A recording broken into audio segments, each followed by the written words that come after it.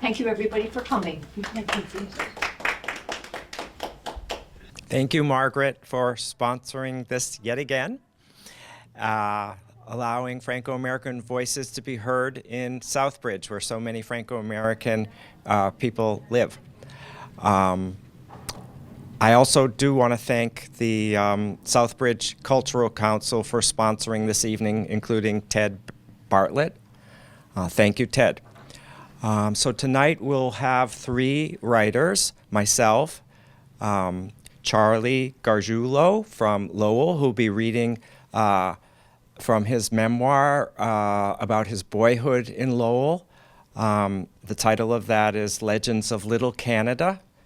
And Jeri Theriault from Maine, who will be reading primarily from her most recent book, Self-Portrait as Homestead. And our books are over here. If you'd like to look at them after we're done, please do and talk with us. I won't, in the interest of time, I'm not going to enumerate our biographies. We have, among us, there are many awards and amazing accomplishments as writers, honestly, and also activism in our communities, and here we are. So I'm first. The first poem that I want to read, it does have a reference in it, and many of you probably know that the Ku Klux Klan was active, very active, against Catholics and Jews in New England in the early 1920s, including in the Worcester area. So in this poem, you'll see a mention of a Klan rally in nearby Auburn that my great aunt who lived there as a girl told me about. So the event that's described in the poem took place in the home of my great-grandparents. And this is an unpublished poem. It's called Dandelions That Sprout in My Yard Know I'm Franco-American. I cup my palms stealthily to stir no breeze as I trap their nimbuses of seed. How many furtive attempts within one summer do my fingernails guillotine? How many rootlets tunneling for a permanent hold do forefinger and thumb ferret out? The variant of dandelions my patrols have bred haven't the luxury of a whole weekend for childhood. Pas de ça. If lucky, they go to seed, then go bald in the span of one gusty night, praying to broadcast a shorter generation, blessed with bent necks. They adopt a sidewinder strategy, rarely unionize or even congregate on the less shady side. They scrimp on photosynthesis, avoid flaunting appetizer quality greens or lifting frilly Easter bonnets towards chilly bees. They blossom more and more modestly to disarm me by looking demure as petite pearl earrings. Their ways akin to ours, whose fluff blew over a border fence up north, who slump, hunch, hunker, keep unassailably tidy lawns, leave a few thousands to penitent kids, shaped by great-grandmothers who sought to shield our memes and pepes from the Klan during anti-popish rallies by dousing the insides of bolted front doors with holy water while making themselves hope against hope for the first time in English. I grew up in an assimilated family in Monson, nearby Monson. My parents spoke French when they were young, before they went to school. There was French in their homes. I tried to write a poem about my relationship with the French language, and so it was stolen from my parents and me, basically, by the culture that we were in. And And I was amazed when I tried to write this poem how difficult it was to find words to describe the presence of an absence. So in this poem, when the speaker visits members of his extended family in Southbridge, Massachusetts, you'll see that they have nicknames, Tsitsi and Cookie, which was very common in Franco-American culture, in traditional Franco-American culture. Can you say that again? Tsitsi is like little one, and Cookie. Yeah. Oh yeah, Cookie. Oh yeah.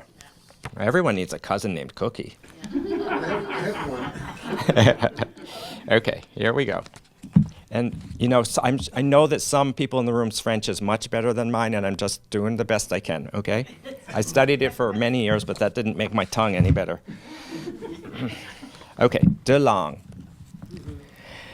Ma mère droned her rosary in French, bead by decade by mystery, good night after bad night after sad night, whispers dripping against an invisible stone. Is this why French feels like prayer? In the Milltown walk-up, Tsitsi dials Cookie's number, switches back and forth, weaving English wharf and warp français, stitching in fay, leaves, missing from the maternal tree's piecework branch.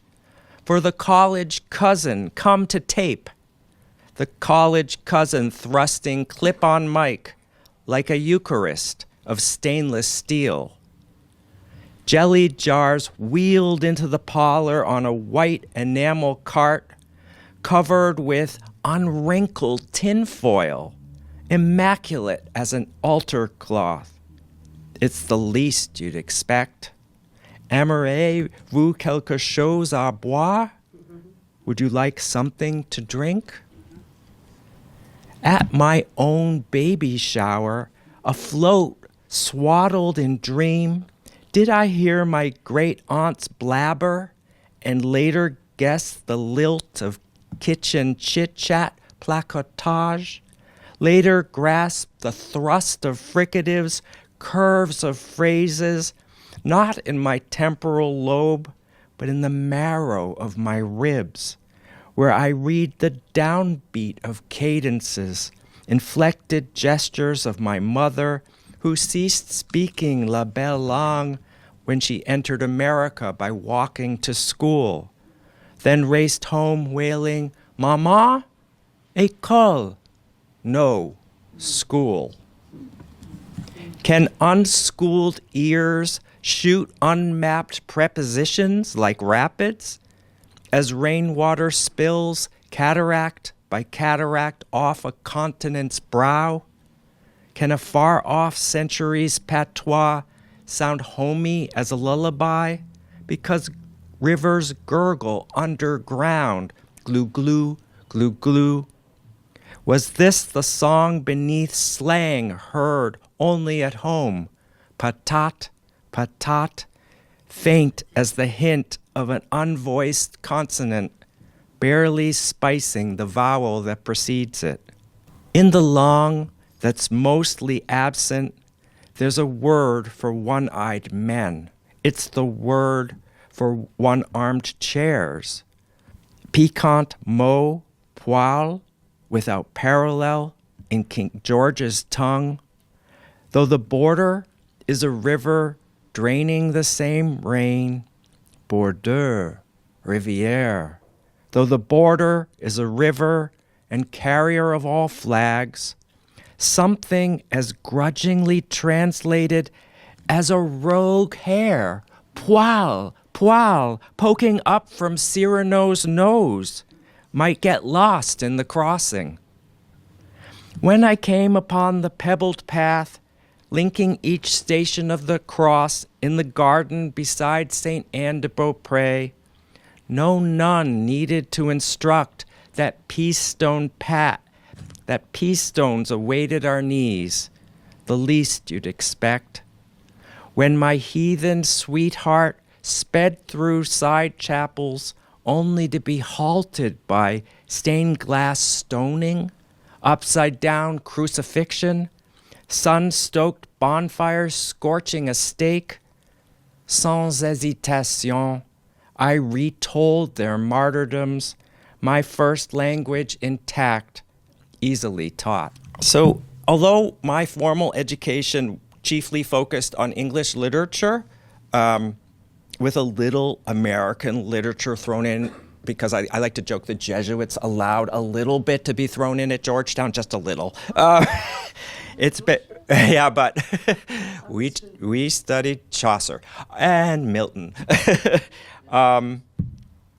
So it's been important to me since then to study and learn more about French literature because of its impact on French and Franco-American culture. So when I was getting my MFA in my 40s, I made sure that I studied French poetry and memorized one French poem a semester. And while doing so, I encountered a translation of a poem by Jules Laforgue that perplexed me and forced me to pay close attention to one poem because I was perplexed by it. So what came out of that engagement was this next poem, Hearthhold, and in it you'll see that inanimate objects become characters in a drama, okay? So first I'll read, the epigraph will be the lines from Laforgue's poem, and then I'll go into my poem. So the lines from his poem are, "The brew boils over, makes my fire die. The wind huffs till it croaks, to bring to leaf again the log my big heart pokes." Hearthhold. Perhaps the brew was hexed, malevolent, launching vengeance versus fire, that age-old plague of plants. Perhaps this boiling over began an epoch when vegetables in agony rose up, even those plucked, chopped, ground between pestle and mortar, broth of stalk, seed, and leaf swelling up to save a captive log by swamping fire. Wind has its own way, whistles past open drafts, confounds kindling before dry heat takes hold, before stoking becomes possible. Breeze knows bark to quicken, remembers how spring leaves rustle, tender tips of sprigs uplifting, guesses at root hairs thrust through ash, whispers tree to what's split open. Does anything simply burn here? Did this blaze provoke its dousing when it licked the pot too hard? Was the parsnip innocent, a root incapable of rage? How could it be possible to cease watching over sparks when we ported conflagration, keeping matches wrapped aloft? And how could heart not beat here, having suffered all the roles, though scalded, stripped of bark, or stuffed and swiveled on a spit, now hoping for a gale? What remedy does it know but to nudge the smoking log that blazes back and snaps? Okay, so this is the last one, and after the recent election, I wanted to read this poem because it portrays a boy who has a partially formed consciousness of what's going on in the world. He sees the dots, but he hasn't connected them yet. And I think that much of what we need to do now is to help each other connect the dots. If you lived through the 60s in the United States, some of this will be familiar to you.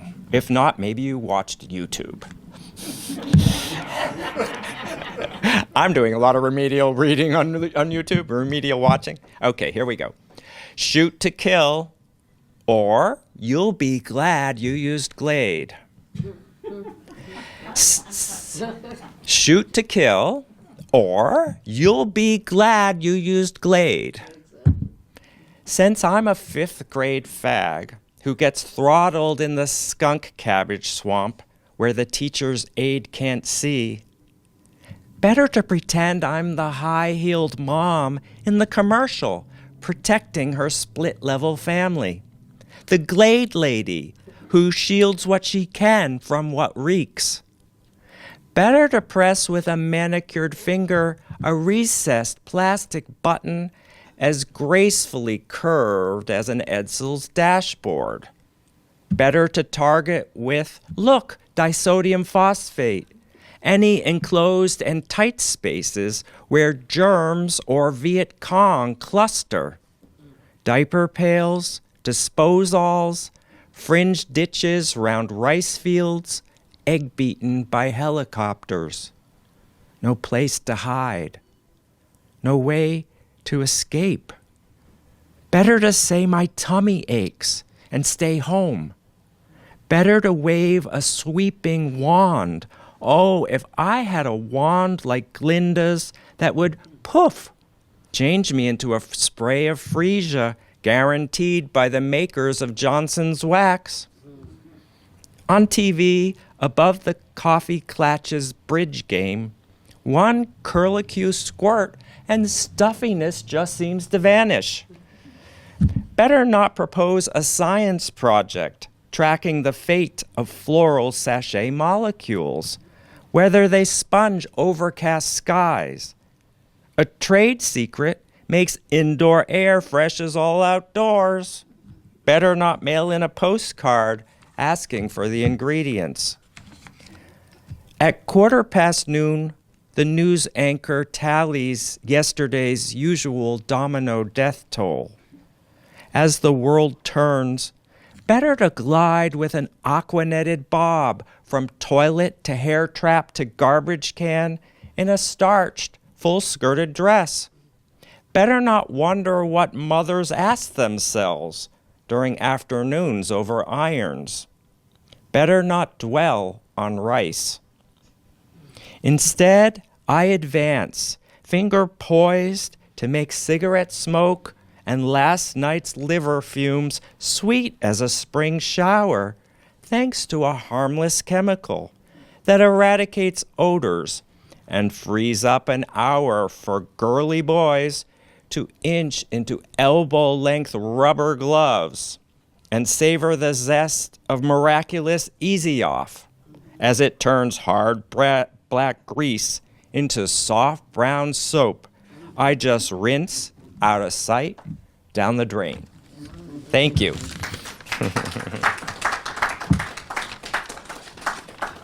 Next up is Charlie, who will be reading from his memoir. Charlie. It's kind of perfect to follow that last poem because this is actually my memoir in the early 60s, growing up in Lowell, it's a little Canada neighborhood. I wrote it in my 11 to 13-year-old voice because I lived there for 3 years between 63 to 65. Little Canada was a section of Lowell where French Canadians had moved down from Quebec in the 1880s and formed their own neighborhood. It had a church, had everything basically in that neighborhood. And it survived like until the early 60s when they had an urban renewal plan that came through and forcibly displaced me and my family and all my neighbors and destroyed that community.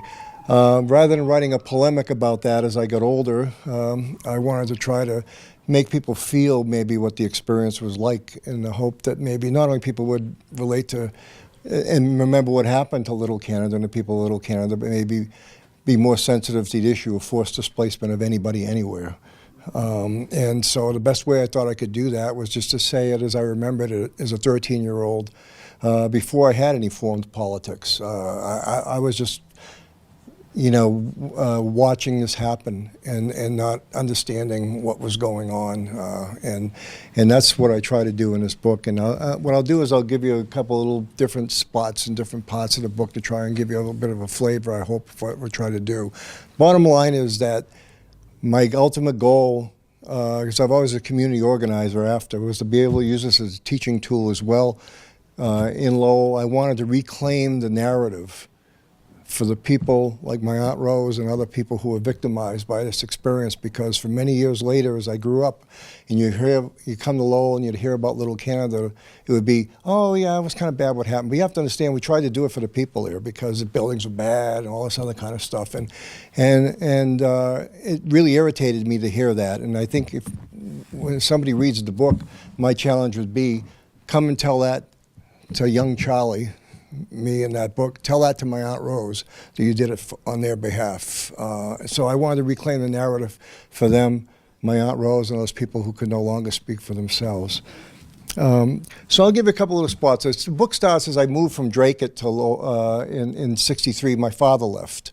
I always forget to say, when I start everything off like this, why is a guy named Gargiulo talking about Little Canada? Well, obviously my father was Italian, but my mother was French-Canadian. She was Boulard, and I grew up with my mother's side of the family after my father left, and we grew up in a neighborhood that she grew up in. We were forced to move there. It starts off, I'm scared, everything else, and and it just picks up here. So I just try to give a little bit at the beginning, and then you'll see as things progress. At the beginning, I'm just coming into the neighborhood. I'll give you a little flavor of it. At the end, you'll see a piece where I'm writing where it's pretty clear what's going to happen and the tragedy that's about to come, and a little bit of the feelings that I was going through. So I'll try and do this quick here. Okay, the first part is, born during the Great Depression, Mom lived in real poverty like most other people in Little Canada. She never finished high school because she was pulled out of school at 16 by her grandmother to work in a factory. She met my dad when he was a soldier at Fort Devens, about 15 miles from Lowell, and he was visiting a nightclub on Moody Street, popular with guys in the service. They fell in love quickly and married when she was 18. He was shipped to Korea for the fighting there after she became pregnant with me. I was delivered at Fort Devens during a blizzard just before Christmas. She loves to tell a story that I was the only boy born on a night when 15 girls were born. The army doctor joked with her that he was happy she finally delivered a soldier, and she told him to go to hell. That sounds like her. Even though I sometimes heard her crying in her room at night, she never showed that side of herself to outsiders. She was tough but kind, like a character from an old Humphrey Bogart movie. She was funny, too. I loved it when a neighbor would visit and they would joke around, because once she started laughing, she couldn't stop. She'd laugh so long and hard, tears would come out of her eyes, almost like she was afraid that if she stopped, she might not laugh again, which makes sense because of how she grew up. When my mom was a small child, she went to live with her mother's mom after being told that her mother had died and her father could only take her 3 older brothers, my uncles Leo, Raymond, and Arthur, to be with him. But the real kicker for my poor mom was this. When she turned 18, she found out that her mother was alive. My grandma Blanche, who was my Aunt Rosa's sister, was locked up in an insane asylum at Worcester State Hospital. It broke Mom's heart. When Mom finally visited her, my grandma looked like a scared, broken child in the body of a feeble lady. The place was a hellhole, and my mom was sure that Grandma was being abused by a guard at the hospital. Grandma Blanche trembled every time the muscular, mean-looking woman of God approached her. Mom couldn't prove anything because Grandma only talked nonsense. After Mom married Dad, they visited Grandma and took her for rides in their car. She got a kick out of seeing me as a baby. Grandma would smile and stroke my hair and carry a picture of me, even when she went to bed. She died when I was 2 years old. My mom's father was Edward. Like my grandmother, he was also died when I was a baby after developing multiple sclerosis at 50 years old. He performed in a vaudeville show. He led his 3 boys in a weird but popular acrobatic act where they juggled things, tumbled over and over again like nuts, walked on their hands, and did all kinds of contortionist stuff. Mom was hurt about being separated from her brothers, though. My Uncle Leo, her oldest brother, was known as a terrific sandlot baseball and football player, as well as being a good boxer and wrestler.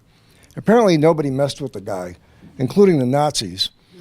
Uncle Leo was a war hero, enlisted in the Army for World War II, and landed with the invading forces at Omaha Beach in France on D-Day. He fought during the Battle of the Bulge and all the way to Germany, earning the Silver Star for bravery. When his artillery unit was being overrun and ordered to evacuate, Uncle Leo and a buddy volunteered to stay behind and hide the artillery shells to keep them out of German hands. Somehow they managed to do this and sneak past the Nazis and back to their evacuated unit. He didn't tell me this story. I heard it from other people. Like my dad, he was quiet about his war experiences. After surviving the battles, Uncle Leo came home and got sick with multiple sclerosis like his dad. The one-time tough soldier became an invalid in less than 5 years, paralyzed from the waist down. His spasms made him shake so hard that he'd go stiff and fall out of his wheelchair if somebody didn't grab him. He needed somebody to get him in and out of bed, somebody to feed him, somebody to clean him, even needed somebody to help him go to the bathroom. My Uncle Raymond, her middle brother, was a quiet, meek guy who married a horrible woman. She was a stuck-up, nosy, bitty-body troublemaker. My dad couldn't stand her. He used to say she thought her own shit didn't stink. Oh, Lord. They had 3 kids who were all right in spite of her. Unfortunately, Uncle Raymond was under her thumb. It was always, yes, dear, of course, dear, which would have been fine if she'd been a good person, but she wasn't. It was painful for everyone to watch her control him. Last but definitely not least was my Uncle Arthur, her youngest brother. How do I put this? He was the Abraham Lincoln of uncles, the Babe Ruth of uncles, the goddamn Jesus of uncles. Simply put, he was by far the greatest uncle who ever lived. Technically, he was also my godfather. And when my dad left, my Uncle Arthur took on that role seriously. I'll tell you more about him later, but as I babble on, I'm going to be going on and on about how much it sucked to be without my dad.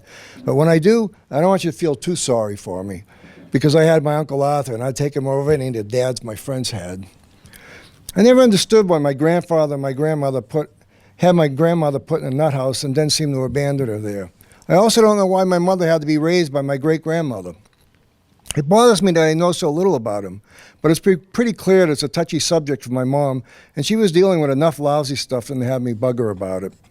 When I think of it, I must have seemed like a bad luck charm to my mom. I was born when my dad was halfway around the world and could have been killed at any moment in Korea. Then by my third birthday, her mother, father, and grandmother who raised her all died.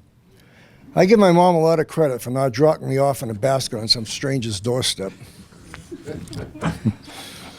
And I'll move a little bit ahead, and things are starting to happen. I've already been in Little Canada. I try to go through what the community's like, my friends and neighbors and everything else.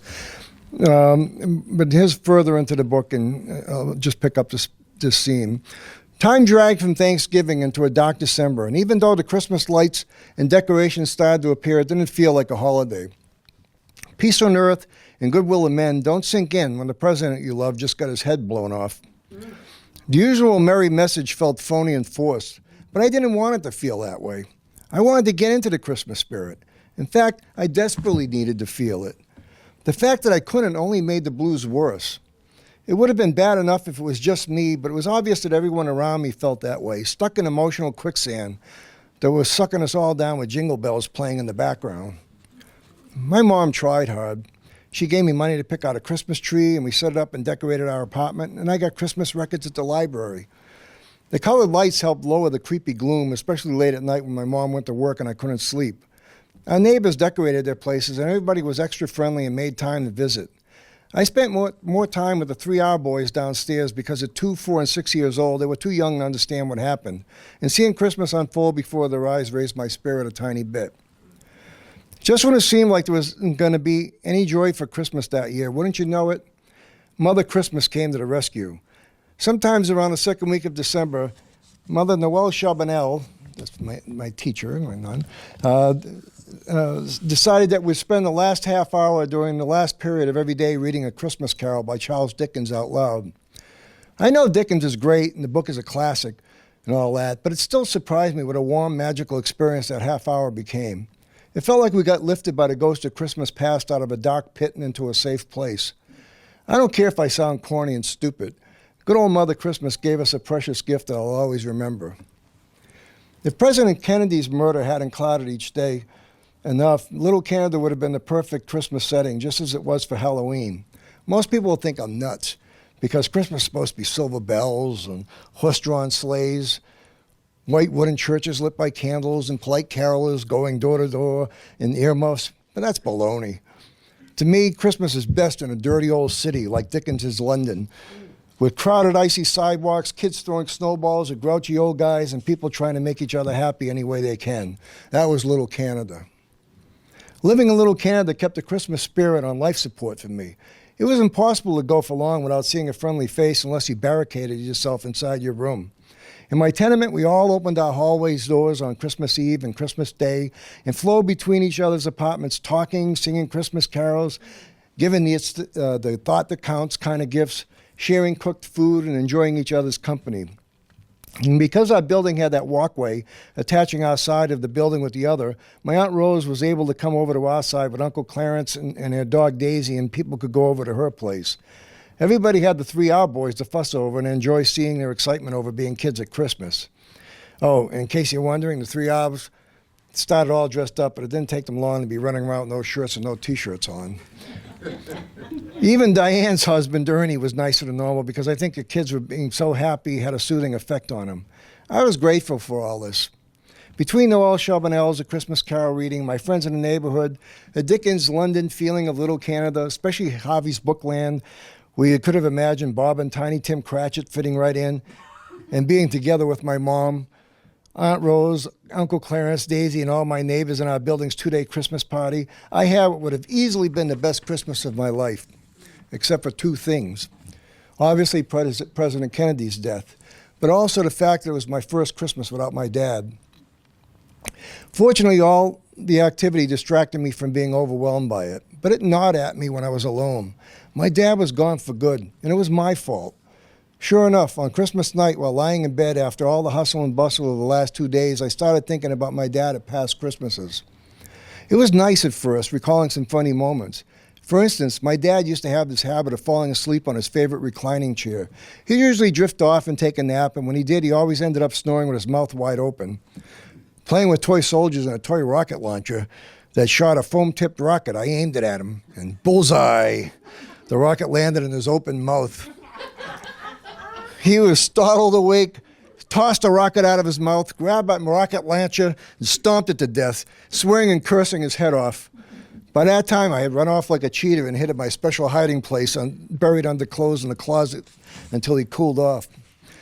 My dad was pretty good with the practical joke stuff, or me being a little naughty, and he'd mostly just puff like a big old bear and end up laughing about it later.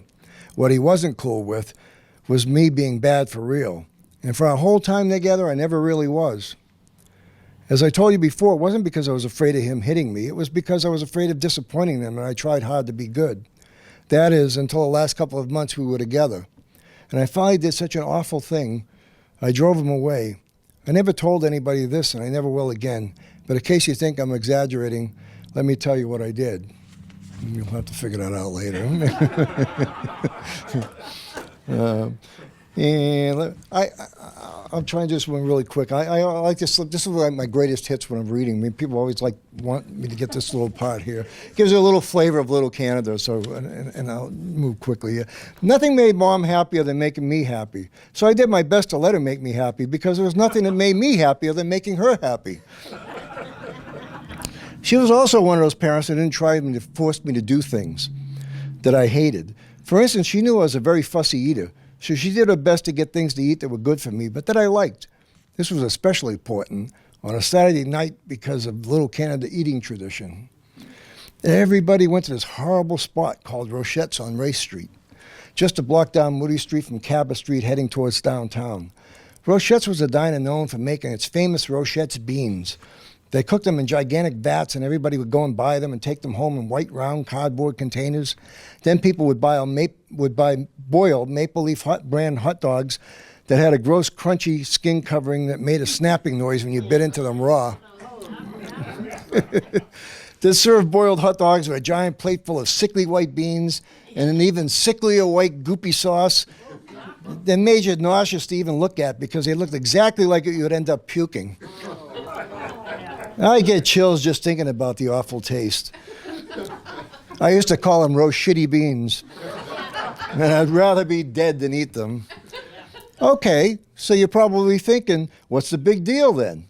Nobody was making you eat that crap, so why would you care what other people were eating in Little Canada on Saturday night? Think about it. The answer should be obvious, especially in the winter when I was living in a crowded apartment building. You remember the jingle? Beans, beans, the musical fruit. The more you eat, the more you toot. The more you toot, the more you fart, the more you blow your pants apart. That's right.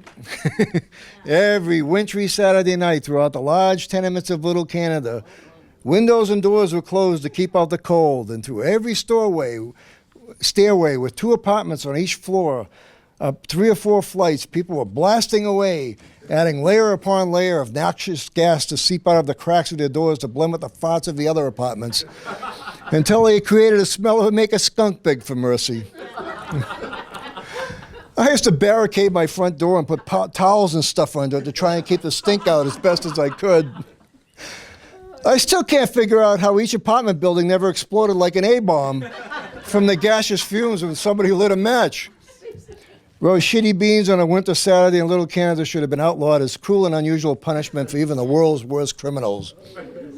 And I think I got time to slip one more in, right? This is where it gets...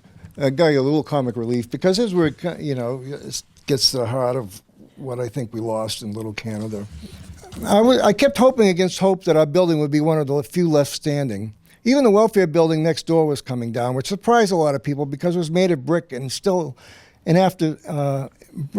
was still useful. Aunt Rose, Uncle Clarence, Daisy, Raymond, and the Giroux family, the last in our building, hadn't received eviction notices.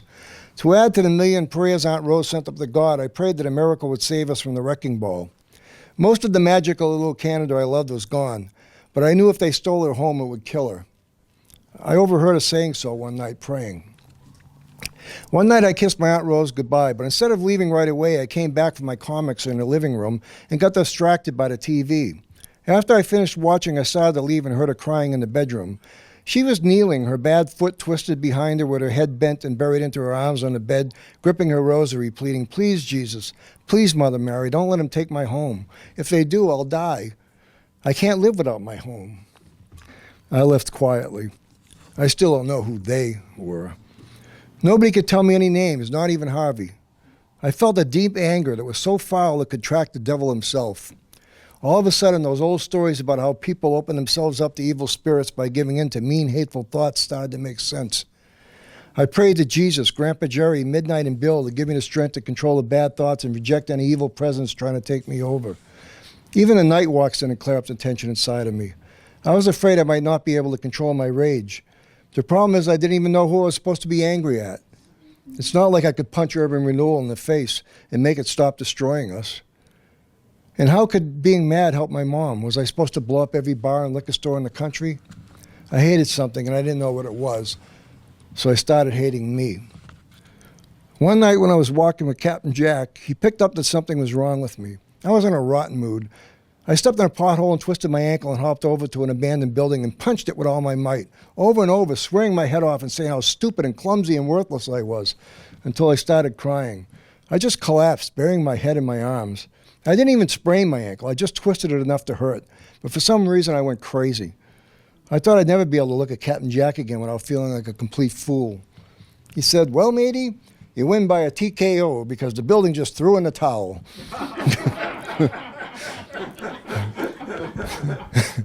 Good old Captain Jack. His kind, calm voice took away my humiliation, made it all seem funny, and we both laughed.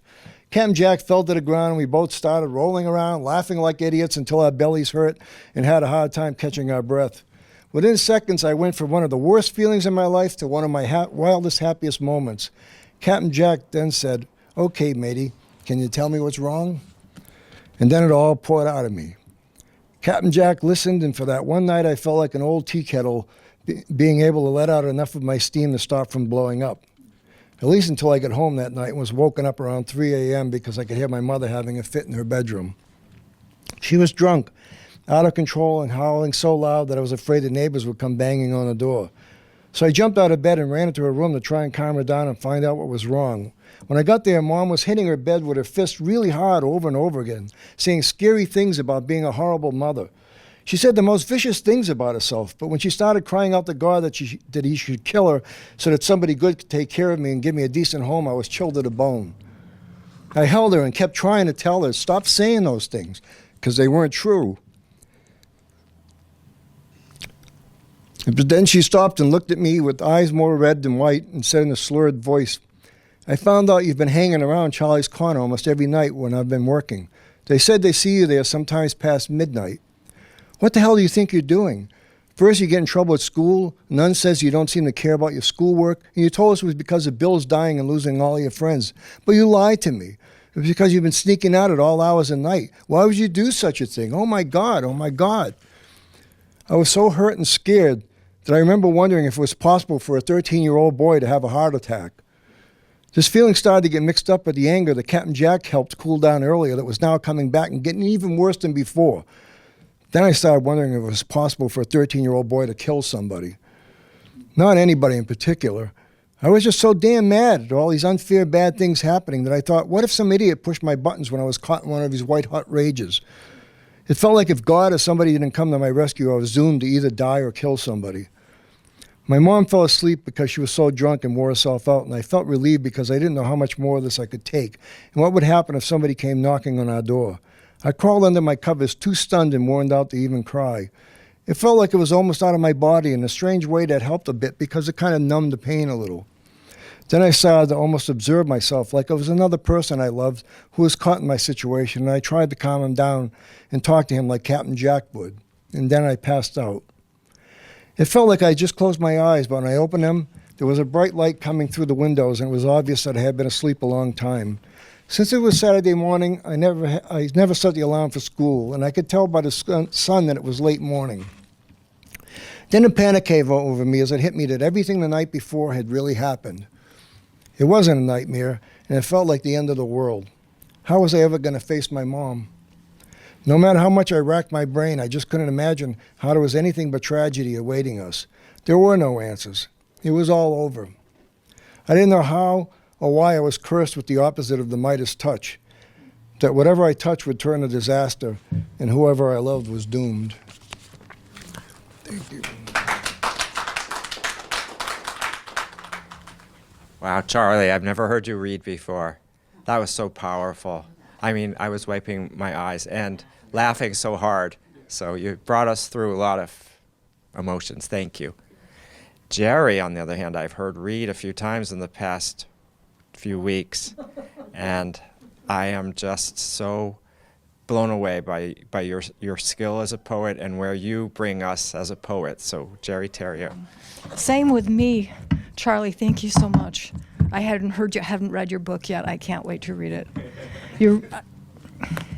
It was both familiar and unique, that story, you know. Wonderful. I'm going to start with a poem from this book, which addresses something that Stephen addressed in his poem Du Lang, which is the absence, the loss of our language, the theft of our language. My father spoke French. That was his first language, but it wasn't good for us to speak French, according to my parents. It marked us as Franco-Americans, and that was not good because people would look down on us. And so we were not permitted to learn. And like Stephen, I learned French in school. I studied French for a long time.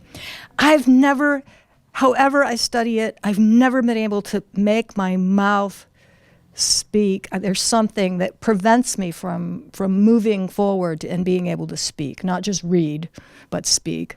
So that's really what this poem is about. It's called Names Properly. Oh, I'll just tell you, my name is Theriault. My mother's maiden name was Drouin. So that's in here. Correct. My mother's maiden name rolls on the breath, tongue soft against the teeth, the final N all but lost, Drouin. Her married name's tougher at the start, tongue tip tight against the teeth, ta, like the tut of a flag in stiff weather, like the clip of my Pepe's axe in the north woods. The H, L, and final T all bear my father's silent weight, his c'est pas, his melodic humming.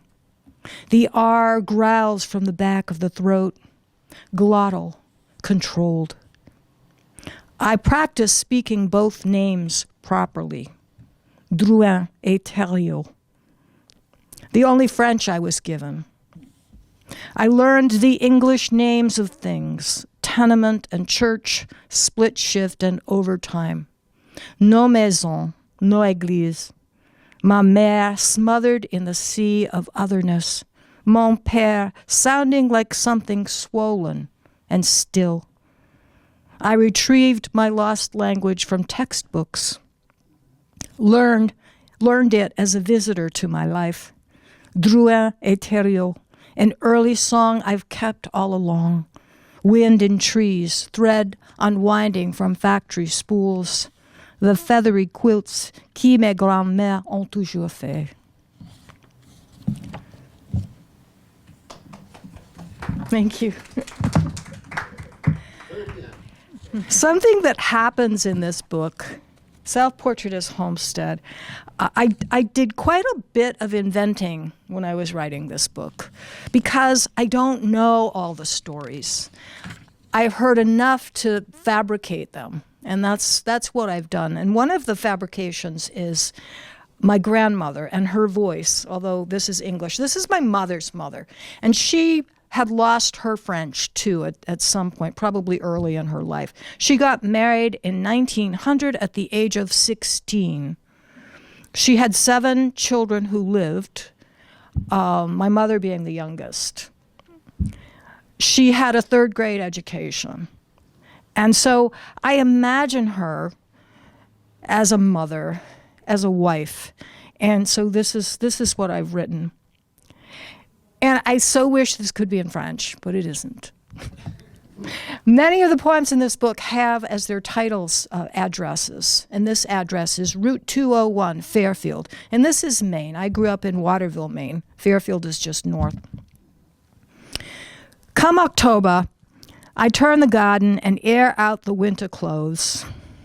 I knit caps and mittens. After supper, Bill reads his newspaper while I make fruitcakes for after midnight mass. In January, I sew new curtains and linens. I like to make the lace and sell it at Easter Bazaar. I save a piece for one of the girls' dresses. It's so pretty.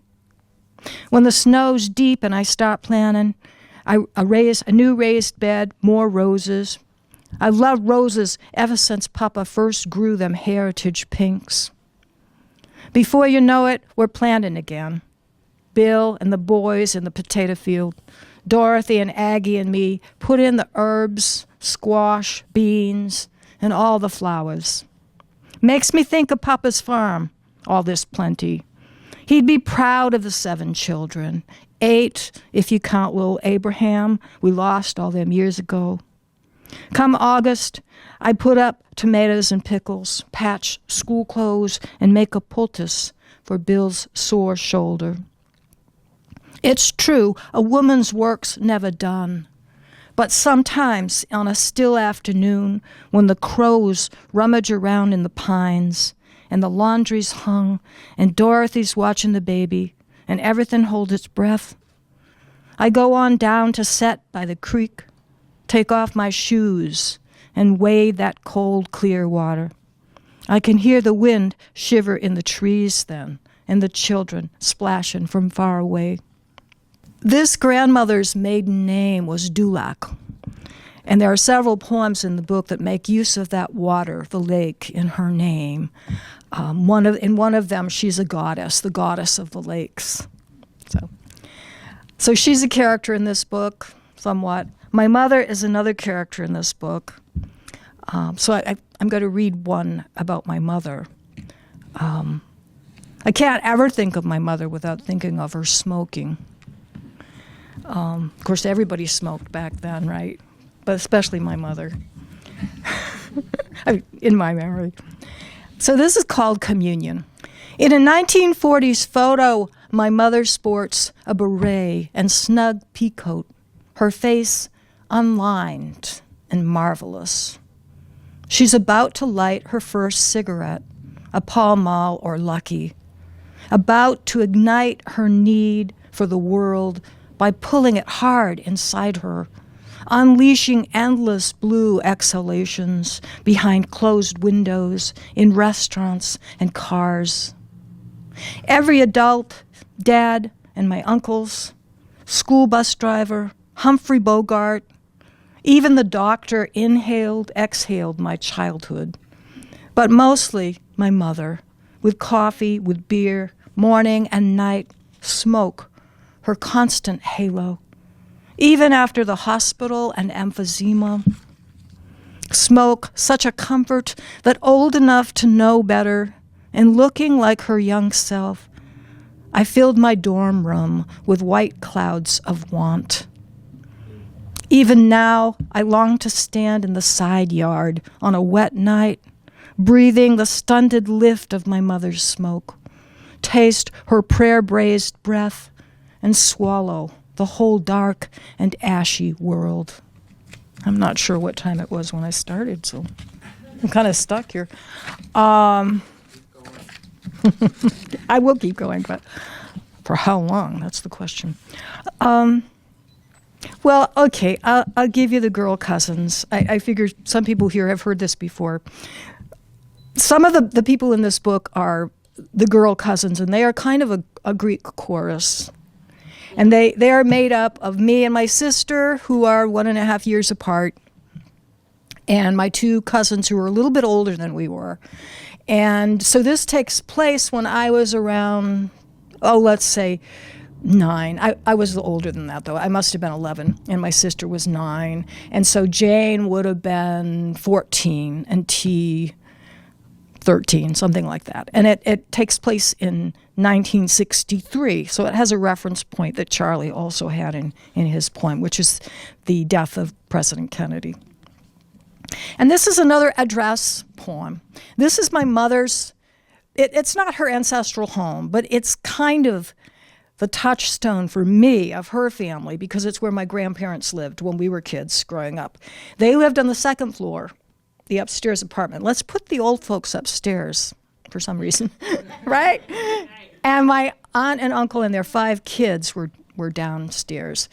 The oldest of those 5 kids became a priest, and he actually, in my memory, never lived at home. He was already off at the seminary at that point. But so Jane and T were in the middle of that 5. So that's the backstory here. 12 Gold Street. Upstairs apartment. Creaky floors tilted toward the church across the back alley. Scent of pipe smoke and lavender. The 4 of us girl cousins pack up dishes 2 weeks after Meme's death and 1 week after the president was shot. Everyone else downstairs at Aunt Dot's, our mothers making soup from the Thanksgiving turkey, boy cousins and uncles in the front room with TV and checkerboard. Too many of us all together, and yet we always fit around the table, filled now with the dishes we are wrapping in newspaper and handing to Jane, who nests them into boxes, her lips fire engine red, her heels kicked off as she sits on the throw rug, skirt billowing, a queen on her little island. B and I in our school jumpers and knee socks, and T in flats and a blue sweater I love, though it will be years before I learn the word cashmere. Rain rattles the windows, voices rise from below, and we are, all of us here in this house, as though everything is the same. But I don't even know where these embroidered towels will go, or the sampler full of tulips, or the tea cozy, crocheted with little red hearts, as the church bells ring for Friday Mass, and Jane gives us bazooka gum, and T lets us try on pink lip gloss. Meme's plates won't turn up again until 40 years from now, when B and I empty our mother's trailer to find them wrapped in news of assassination. So this is actually in the same neighborhood. This poem doesn't have an address. It's called Homestead. And it's the address is actually 20 Moore Street, which appears in other poems, which was the ancestral home of my father's family. My brother tells me there's a cousin, maybe it's a second cousin, who still owns that house, which looks like an incredibly small house to have held 12 children, 2 parents and 12 children. But there you are. The diction of this poem, you know, sometimes here I am, I have a degree in English literature and an MFA. And this is my path. This is what I've done. This is what I wanted to do. I studied Latin. And I'm writing this poem, and this poem is in this diction, which is a little bit elevated. And that happens in some of these poems, right? But I'm writing about real people doing real things. And it sort of describes a bit of a dichotomy or difference in my growing up years. Homestead. You walk the ends and starts of June, breathe lilacs and salt marsh, car-spewed toxins, last year's rumor of heat. Somewhere, factories unmake still, lungs, backs, hands, like those boom time, pulp and loom, hard-breathing jobs your ancestors, glad for good sweat and strain, inhaled dirt and weed killer, breathed smokestack and cigarettes, work paid mortgage, happy for overtime, split shift, side by side, father, son, steady paycheck, girl, your aunt, in the back room, breathed cotton lint 2 decades. All of them makers of their own lives, like Renaissance painters, breathing, tasting paint, the whitest of whites, everlasting clabbered white, chipped, sweet-smelling lead, breathed pot roses and lavender, cut grass and clover, inhaled after-shift laughs and stories, exhaled brothers, father, your aunt with the excised lung in the too small paid-for house, everything earned with the work of dangerous breathing. Even now, somewhere, a grandfather and uncles inhale tomato vines, watered scent rising, play cribbage in the cool, moth-soft dusk, breathe easy, what you've always breathed, grief and goodness. Alveoli and folding, detritus and duff in delicate plackets, pit scarring like the wind-burned faces of far-gazing pioneers. Thank you. You know, you make up things as you go along. You make up things in the service of the truth. And, you know, so I've got my aunt here with a single lung. She lost her lung to tuberculosis, not to working in the factory, but could have been, right? So Charlie mentioned his uncle in World War II, and I thought I should read my father's World War II poem. It's my father on Iwo Jima. I tried to write this poem. I wanted to write this poem. I knew he was in Iwo Jima. I knew what that meant, but I didn't have the words. And the only thing that allowed me to write this poem is finding an article. It was an interview with him in 1995, the 50-year anniversary of that battle. And this was a couple years before his death. And so I took that article and I was able to write this. My father on Iwo Jima. The first thing I saw when we got to the beach was dead bodies. My father told the reporter. He never told me about the black beaches below Mount Suribachi, or that someone yelled, "Flags up," during that famous photo op. It was quite a thrill to see that flag, he told the reporter, though the battle had just begun, shells filling the air with smoke. He crawled snail-like under bullets and got so much sand in his boots he couldn't move his toes. I wore the same clothes for 28 days, he told the reporter. He didn't mention the machine gun he took over from his dead pal or how he kept shooting long after he was wounded. He never told me about the medals for conspicuous gallantry. I could still see their faces, those fellas that were lost, he told the reporter, as though his memory were a war movie.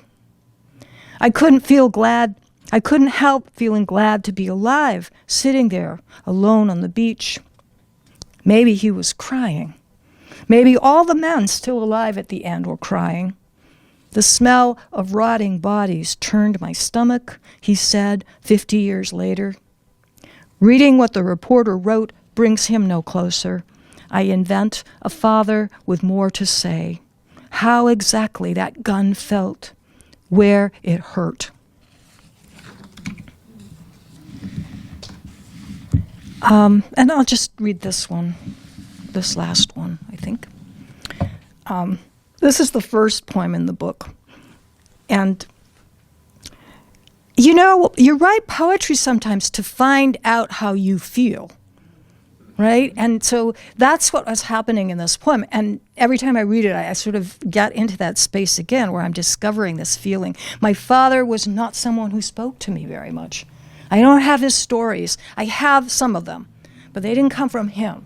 They came from other people, you know? And so I wrote this fairly recently, in the last few years, long after he was gone. Inventing again. I'm inventing him. There he is for me, right? Ode to my father's body.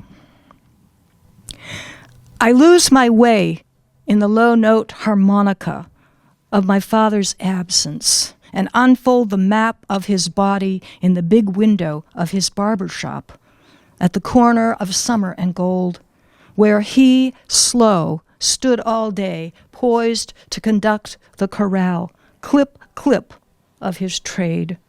Shears, razor, hot towel, talc, brush and tonic, Red Sox radio. My father, tidy and distant, not dissonant. My everyone knew him father. My year-round bicycle father.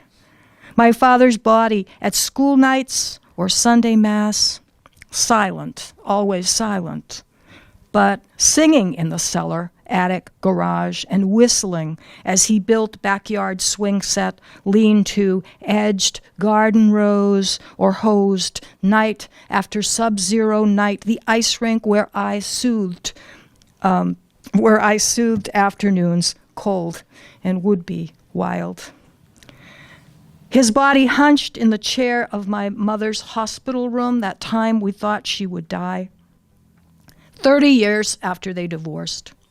My father's corpuscles and liver, shins and scapula. His semper fi tough guy body. His ear, his good eye. My self-taught father in the city of his body. My beige and pastel checked shirt father in serviceable shoes and trench coat, who left his copy of Camus' The Stranger face down on the bed, in English, though his tongue, his lips, his throat were French. He left, too, his body that night, left what was left of his body, left his Iwo Jima, his broken birth family, left his untold, his mystery, left me, his daughter, the wilderness of my own body. That is to say, left me half him, left the quiet why or who he was, might have been, what he most loved, so that sometimes I still walk the hallways of my father's body, half of the doors gone, half of them still here. Thank you.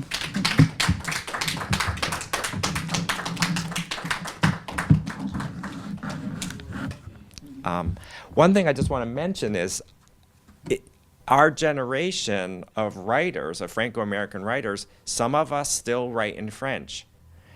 A lot of us don't have enough French to write in French, and we write in English. And we're kind of the first generation or the second generation for which that's true. Mm-hmm. So part of what's happened over the past 20 or so years is that more Franco-American literature has come out in English, and we're giving ourselves permission to write in English and to describe our experiences in the language that we have about being Franco-American. So that's sort of the question that you came in with when we walked into the room. I wanted to just address that. That's sort of what's been happening.